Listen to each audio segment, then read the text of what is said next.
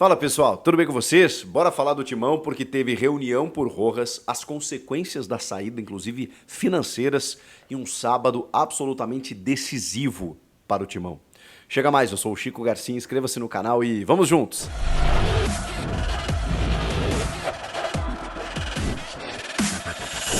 Já se inscreveu no canal? Bora bater a meta de 1 milhão de inscritos? Muito obrigado a todos que estão se inscrevendo, eu conto muito com você.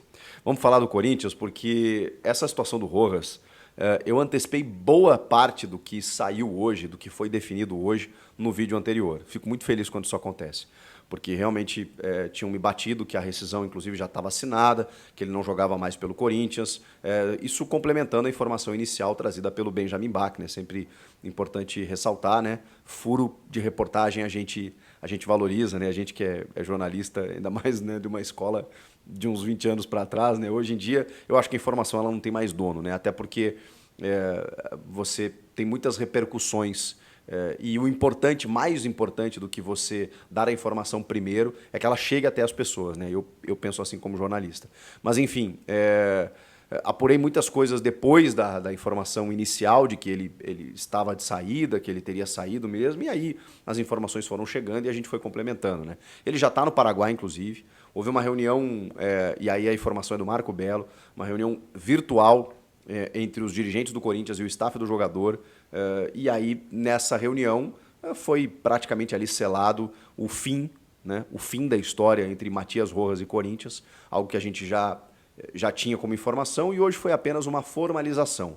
O que está se tentando e que ainda não aconteceu é um acordo amigável para que, obviamente, haja essa rescisão oficializada e que o jogador receba aquilo que tem direito. Só que aquilo que ele tem direito é muita coisa, gente. É muita coisa.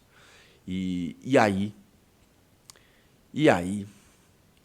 o Corinthians vai ter que lidar com outro rombo financeiro gigantesco, absurdo, de um jogador que não atua pelo clube, como aconteceu recentemente com o Luan, como aconteceu em outros momentos. E eu não vou nem colocar como um erro, porque, enfim, talvez a gente possa aqui destacar algumas situações que a gestão passada fez em relação ao Rojas, mas eu não vou colocar como erro, vou colocar como um fato de que é mais uma herança da gestão passada, de um jogador que foi contratado na gestão passada, que também não teve os seus débitos pagos na gestão passada e que agora chega acumulando já, né, no cumulativo, para que essa gestão tenha que resolver, não consiga, e aí tenha que arcar com toda essa despesa. A gente está falando aí de um salário de R$ 1.100.000, e esse salário ele compõe os direitos de imagem, que estão atrasados, boa parte deles, mas quando você pega o salário, você tem 13º, férias, todos os encargos, impostos e o correspondente a 4 temporadas. Na verdade, ele chegou na metade do ano passado, então mais 3 anos e meio. 24 inteiro, porque a gente está no 3º mês do ano, 24, 25, 26, 27 até metade do ano. O Corinthians deve ao jogador e precisa pagar ao jogador tudo que ele precisa receber até o fim do contrato. É claro que o Corinthians não vai pagar isso de uma vez só. Só que se ele for à FIFA, como o staff tem ameaçado, isso pode acabar acontecendo. Mais do que isso, a FIFA pode obrigar o Corinthians a pagar o contrato inteiro até um determinado prazo, e se isso não acontecer, o tal do transfer ban, que é uma sanção da FIFA para clubes inadimplentes, como, por exemplo, não poder contratar durante 1, 2 janelas. Vocês já imaginaram isso? Uma punição do tipo, na próxima janela do meio do ano, não pode contratar enquanto não pagar esse valor. Nem nessa e nem no final do ano. Muitas sanções da FIFA são nesse sentido. É óbvio que o Corinthians vai tentar fazer com que não chegue nesse ponto. Mas para isso acontecer, precisa fazer um acordo com o staff do jogador. E esse acordo ele pode até reduzir esse valor, que, a grosso modo, passa dos R$ 40 milhões. R$ 40 milhões para um jogador que entrou em campo em 30 oportunidades, 15 delas como titular, não marcou nenhum gol e deu 3 assistências. Ele tem uma assistência a cada 10 jogos. O hoje, camisa 10 do Corinthians. Que coisa inacreditável. Que passagem bizarra desse paraguaio pelo Esporte Clube Corinthians Paulista. Ele não performou, o clube devia a ele, é verdade, mas ele nunca se envolveu com a causa do clube. Né? A gente pode aqui colocar na conta de um erro administrativo do clube que não lhe pagou, mas ele nunca se envolveu com o jeito Corinthians de jogar, de ser. Bom, é só comparar com um argentino que chegou ontem, né, que é o Rodrigo Garro, e você vê que é muito diferente. O comportamento, a forma de jogar, a relação que ele criou com o time, com a torcida. O Rojas não conectou, não conectou. E tem o erro na origem, que é você, sei lá, o Corinthians acho que entrou num leilão, né, com Vasco e Botafogo especialmente, pagou o que o cara queria, porque ele estava livre no mercado, então você compõe o salário, você não paga ele para tirar do Racing, mas paga o que ele quer em termos de luvas, direito de imagem, salário, tudo mais, vem jogar no Corinthians. Aí ele chega, atrasa valores, o cara não se envolve, achou que ia ser o cara do time, nunca foi, nunca conseguiu ser, e, enfim. Aí ele chega, joga um jogo bem contra o América Mineiro, machuca na sequência, perde espaço, enfim, sei lá. E a relação não aconteceu. A verdade é essa. Mas o Corinthians agora está correndo o risco de ter que pagar uma bolada para se livrar do problema. Porque no novo acordo que foi feito do ano passado para cá, a gestão passada já devia dinheiro para ele. O Augusto chega e fala assim, caramba, eu vou ter que pagar esses atrasados aqui. E o cara tá encostado, o cara não tá afim de jogar, a torcida já tá pegando no pé. Vamos tentar trazer o cara, porque, enfim, ele é um ativo do clube, ele custa caro, ele é um grande jogador, vamos tentar conversar com ele, vamos fazer um acordo com ele, blá, blá, blá. O Rojas está se baseando, inclusive, nesse acordo, que determinava que o não pagamento de uma das parcelas permitia a ele uma rescisão unilateral.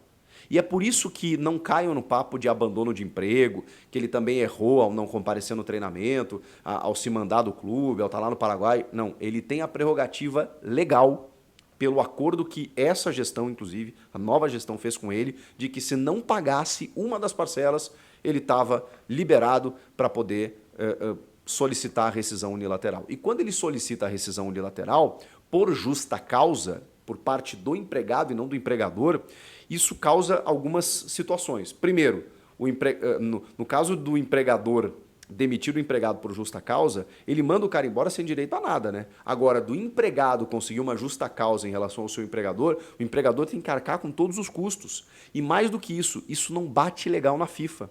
A FIFA entende que quando há uma rescisão por justa causa, por solicitação do atleta, ela entende que o clube é culpado por provocar essa situação.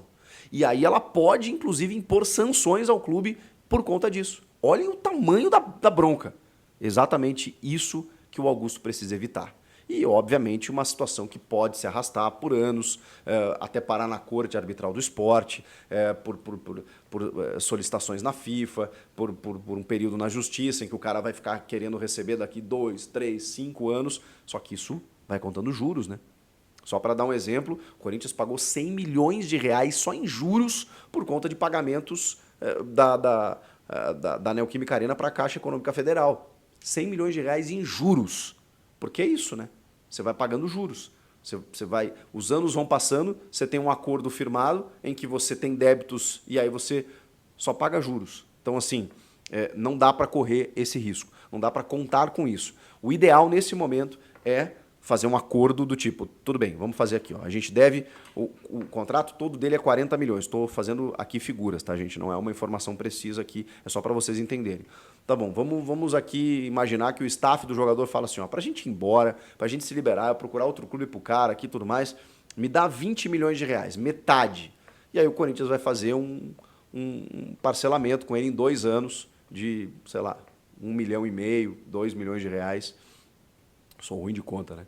Mas vocês entenderam, né? 1 milhão de reais aí por mês, durante 2 anos, a gente quita isso e tudo mais, e os caras aceitarem, beleza, e tá tudo certo. É isso que vai ter que acontecer.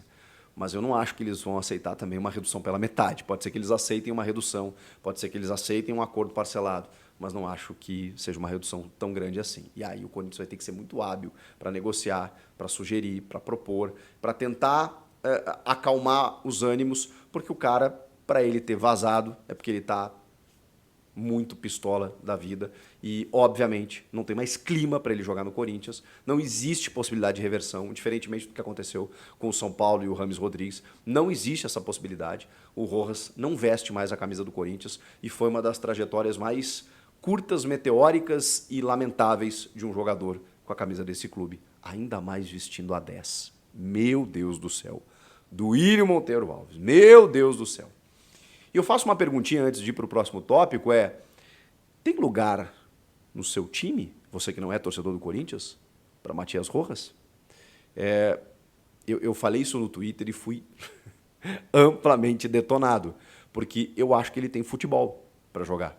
Ele tem mercado pelo futebol que ele jogou no Racing, evidentemente não do Corinthians. Quando eu disse ele tem mercado pela bola que ele joga, não é evidentemente pela bola que ele jogou no Corinthians, é pela bola que ele jogou no Racing. Ele é um cara que tem qualidade. Ele tem qualidade, gente. Mas ele não conectou com o Corinthians, não jogou, e o Corinthians errou com ele e tudo mais, mas ele nunca se envolveu com o clube. Eu estou olhando na minha perspectiva, tá? Na minha ótica. No Grêmio, ele tinha vaga. Aí eu fico, né, me apegando naquela história do Renato. Será que o Renato não conseguiria dar jeito nele, né? Criar um pouco de sangue nele? Não sei.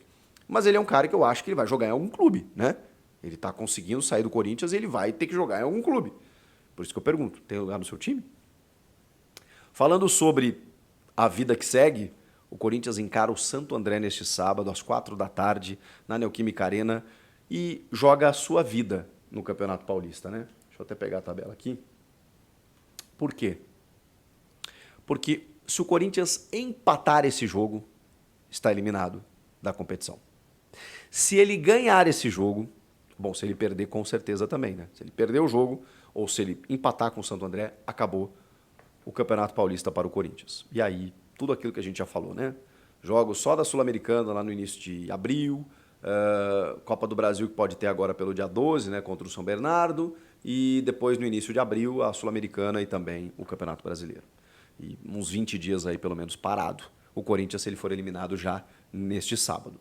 Isso, para isso acontecer, ou derrota, ou empate com o Santo André. Vencer o jogo, ele ainda pode ser eliminado nesse sábado. Caso o Mirassol, às 6 da tarde, vença a Portuguesa. Acabou. Se isso acontecer, acabou. Vamos imaginar, então, que o Mirassol empate apenas com a Portuguesa. É fora de casa, esse jogo é no Canindé. O Mirassol empatou só com a Portuguesa. O Corinthians ganhou do Santo André, o Mirassol empatou com a Portuguesa, o Corinthians ainda está vivo.